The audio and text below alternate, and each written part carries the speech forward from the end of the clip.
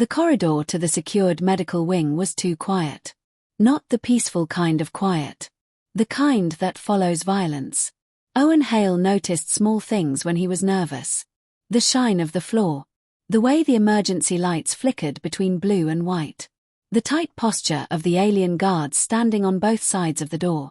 Their long ears were pulled back flat against their heads. A clear sign of tension. Someone important had almost died. And Owen, a human combat medic, had been called. The heavy doors slid open without a sound. Inside, the air smelled clean. Sharp. Metallic. The kind of smell that said machines were working hard to erase blood. Queen Meris sat upright on the central medical platform. No restraints. No fear.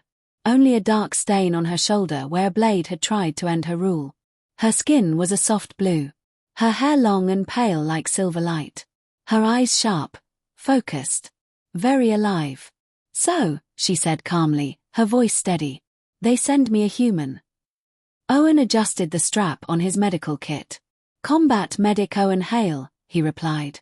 "I was told you prefer steady hands." Her lips curved slightly. "I prefer survivors." He stepped closer. The guards stiffened. Owen ignored them. He activated his scanner. The device hummed as it adjusted to alien biology. The wound was deep, clean, precise. An assassin's strike. Close to vital organs. Very close. "You're lucky," Owen said. "Few centimeters deeper, and I'd be filling out royal death forms." "You speak boldly," she observed. "Pain doesn't care about titles," he replied calmly. "Neither do I." For a moment, silence filled the room. Then something changed. Not in the air. In her eyes. He peeled back the temporary seal covering her wound. Dark blue blood shimmered under the lights. He cleaned it gently. Carefully. She watched his hands. "How does it feel?" she asked quietly. "To touch a queen?" Owen didn't look up. "It feels like touching someone who is hurt," he said. "And trusting me not to make it worse." The room went very still. Even the medical AI dimmed its lights slightly. That was not the answer she expected. He finished stitching the tissue using advanced gel and microthread. His hands were steady. Precise. When he stepped back, she was still watching him. "You will return tomorrow," she said. "Only if you're still bleeding," he replied. Her smile deepened. Something small shifted between them. Neither named it. But both felt it. The next cycle, the ship seemed to recognize him. Doors opened faster. Lights brightened before he entered. The guards were less tense. Inside the bay, Queen Meris was already waiting. "You are punctual," she said. "I fight chaos with alarms," Owen answered. "Sometimes I win." He scanned her shoulder. Healing was fast. Alien biology worked beautifully with the gel. "You heal well," he said. "I must," she replied. "My people do not like fragile leaders." Owen wrapped the wound again. She did not flinch. "You do not bow," she noted. "I trip when I bow," he said lightly. "Safer for everyone." She made a soft sound that might have been laughter. "You treat me differently than others." "I treat everyone the same," he said. "Bleeding is universal." Her ears relaxed outward slightly. That was new. The AI interrupted. Patient stress levels reduced by 14% during interaction with Medic Hale. Owen looked at the ceiling. "That thing talks too much." "I have tried to silence it," Meris replied calmly. "It refuses." "Smart machine." She studied him longer this time. "You are not afraid." "I am," he admitted. "I just work anyway." That answer stayed in the air. Heavy. Real. By the third visit, there were no guards inside the room. Only them. And the quiet hum of a warship traveling through space. Meris stood this time, testing her shoulder. "You should not move so much," Owen said. "I am a queen," she replied. "Movement follows me." He smiled. He scanned her again. Healing was almost complete. "You will recover fully," he said. "I always do."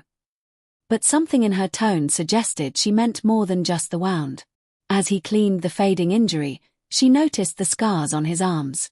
You carry many marks, she said. Occupational hazard, he answered. You choose danger. Someone has to stand between danger and people who don't ask for it. She looked at him differently then. Not as a ruler. As a person. You could have chosen safety. He shrugged. I'm good at this. The ship trembled slightly as engines adjusted course. Outside, the galaxy stretched endlessly. Inside, the space between them narrowed. You make pain smaller, she said softly. I don't remove it, he replied. I just don't let it stand alone. Her eyes held his. Isolation weakens leadership, she said quietly. Isolation weakens everyone, he answered. That was the moment something changed fully. Not attraction. Not romance. Respect. Deep and mutual. The attack did not come with an alarm. It came with silence. 3 cycles after Owen left the flagship, Queen Merys stood before her council while the stars outside the panoramic chamber shifted slowly. Too slowly. The ship was not moving. It was drifting. Unpowered. That was impossible. The flagship of the Valari Empire did not drift. Report, Merys commanded calmly. Her voice did not shake. But her ears were angled sharply back. A sign only those closest to her would recognize. Fear. Primary engines unresponsive, an officer said. Command signals blocked internally. Internally. That meant betrayal. Not invasion. Not an outside fleet. Someone inside had shut down the heart of the most powerful ship in their empire. Merys felt it instantly. This was not just sabotage. It was preparation. Before she could issue another command, every light in the chamber flickered out. Darkness swallowed the room. Then emergency red lights ignited. A low mechanical hum echoed through the walls. A voice came over the shipwide system. Calm. Cold. Queen Merys is no longer fit to rule. The council erupted in panic. Weapons activated. Guards surrounded her. But Merys did not move. Because she recognized the voice. High Counselor Rhett Han. He had smiled at her only hours earlier. Security teams are unresponsive, an officer shouted. The ship was locked from within. Trapped. And drifting toward a nearby asteroid field. Slowly. Very slowly. Like a countdown. On the far side of the sector, Owen Hale was finishing treatment on a burned infantry soldier when his communicator buzzed. Priority signal. Encrypted. He frowned. His promotion had barely been processed. He was supposed to be heading to a new medical carrier tomorrow. He activated the message. The hologram flickered. The face that appeared was not Merys. It was the ship's medical AI. That alone made his stomach tighten. Medic Hale, the AI said. Emergency protocol override. Queen Merys is in immediate danger. Owen stood up so fast his chair tipped over. What happened? Flagship engines disabled. Internal coup in progress. Counselor Rhett Han attempting forced succession. Owen's chest tightened. And you're calling me because Queen Merys has authorized your access codes. That stopped him. She did what? You are the only non-council individual granted unrestricted movement during prior cycles. He stared at the projection. You're saying I'm the least suspicious person on that ship. Correct. He grabbed his kit without thinking. Where are you drifting? The AI sent coordinates. Asteroid field. Navigation hazard. Impact in 4 hours, the AI added calmly. 4 hours. A drifting capital ship. Internal betrayal. Political coup. Owen exhaled slowly. I'm just a medic, he muttered. Correction, the AI replied. You are the human who stood before a queen and did not flinch. He didn't have time to argue. Merys was escorted to the secured command deck. Locked in. Not imprisoned. Contained. Rhett Han appeared on the central display. His expression calm. Calculated. You have grown reckless, he told her. Weak. Distracted. By healing, she asked. By attachment, he corrected. The word was heavy. You risk our stability for personal indulgence. I survived an assassination attempt, she said evenly. That is not indulgence. You survived because you were lucky. No, she said quietly. I survived because someone cared. Rethan's ears flattened in annoyance. Sentiment does not rule empires. No, Merys agreed. Fear does. Outside the viewport, asteroids slowly rotated closer. The flagship was drifting directly toward them. The council chamber doors locked automatically. Power systems flickered again.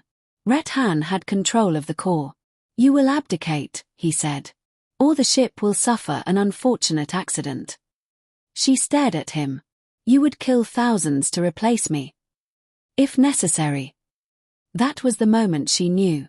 This was not politics. This was desperation. And desperate leaders were the most dangerous. Owen arrived at the outer docking ring in a stolen shuttle. Technically borrowed. He ignored the warning lights as he matched velocity with the drifting flagship. Docking port C7 remains unguarded, the AI guided him. Why? I left it that way. Owen blinked. You're helping me. I serve the Queen. The shuttle latched onto the hull. Owen stepped inside the massive warship once more. But it felt different. Colder. Hallways were dark. Guards were missing. Or replaced. He moved quickly. Not like a soldier. Not like a spy. Like a medic navigating chaos. He avoided main corridors. Used maintenance shafts. His mind calm. Focus on breathing. Focus on steps. Focus on purpose. He wasn't here to fight. He was here to stop someone from bleeding. Again. Merys felt the tremor first. A small vibration through the floor. Someone had boarded. Rethan noticed too. Security breach detected. An officer called out. Merys allowed herself one small breath of hope. It would be foolish to assume. But something inside her felt steady. Not fear. Not panic. Trust. Owen reached the secondary engine core. 2 armed guards blocked the door. Council loyalists. He raised his hands calmly. Medical inspection, he said. They hesitated. He moved fast. Not violent. Efficient. A pressure point strike learned during emergency battlefield survival training. 1 guard collapsed unconscious. The other reached for his weapon. Owen threw his medical kit. It hit the guard's face hard enough to stun him. Owen caught him before he hit the floor. Sorry, he muttered. He entered the core chamber. The main system was locked behind encrypted council codes. The AI projected itself in faint blue light beside him. Manual override required, it said. Tell me what to cut, Owen replied. He had no pride. No ego. He followed instructions. Carefully. Sweat rolled down his temple. Asteroid proximity warning sounded faintly through the ship. 3 hours. He rerouted power manually. Disconnected the override signal feeding from Rethan's chamber. The AI's lights brightened. Engine control restored to shared command. Owen leaned against the console. Please tell me that means something good. Primary thrusters responsive. The ship shuddered. Outside, massive engines ignited slowly. Turning. Just slightly.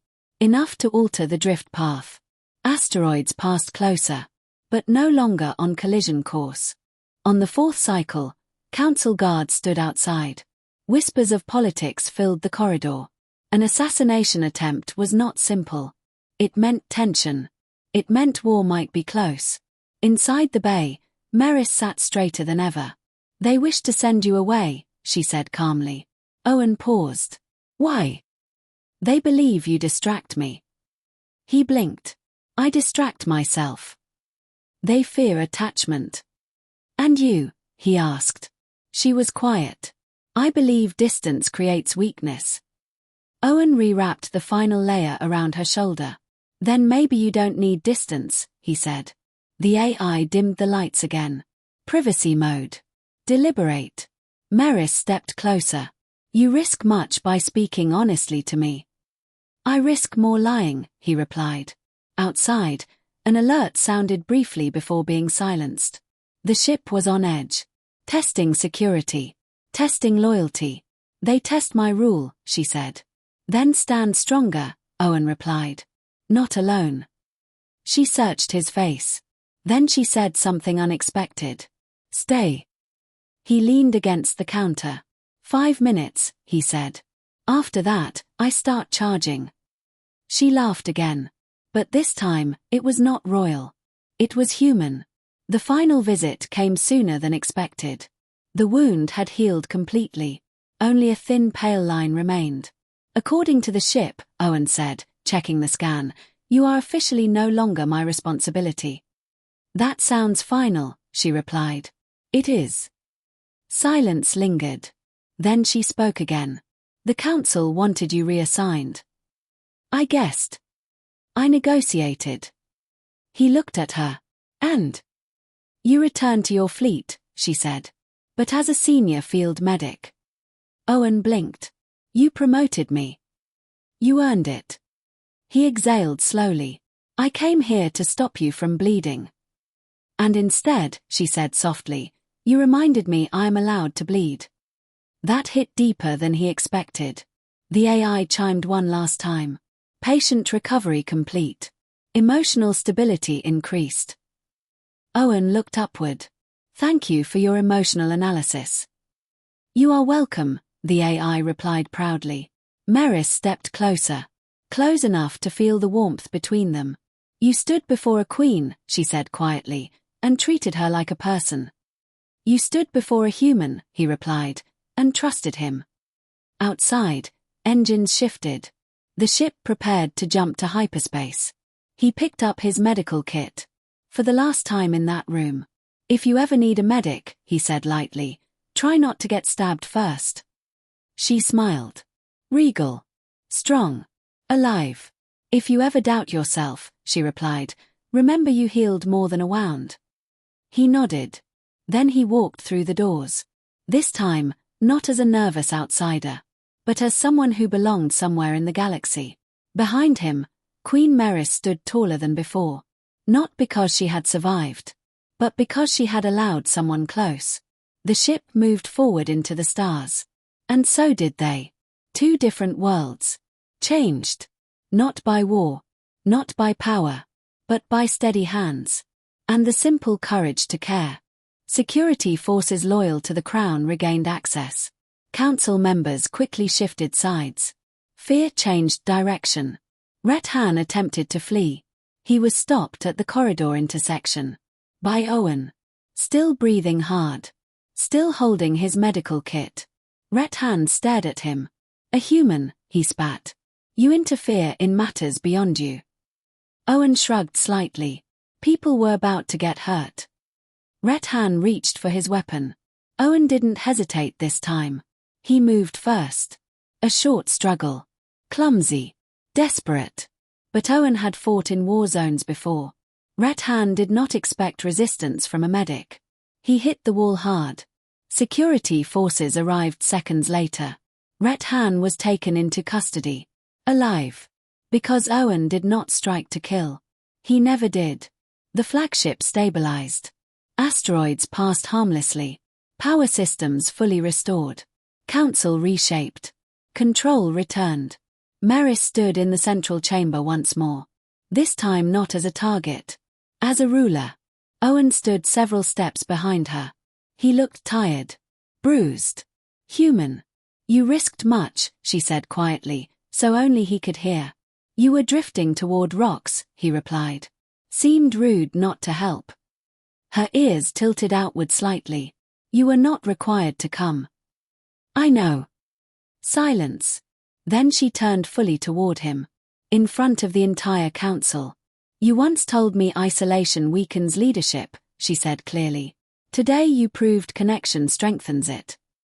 The room was silent. No one dared interrupt.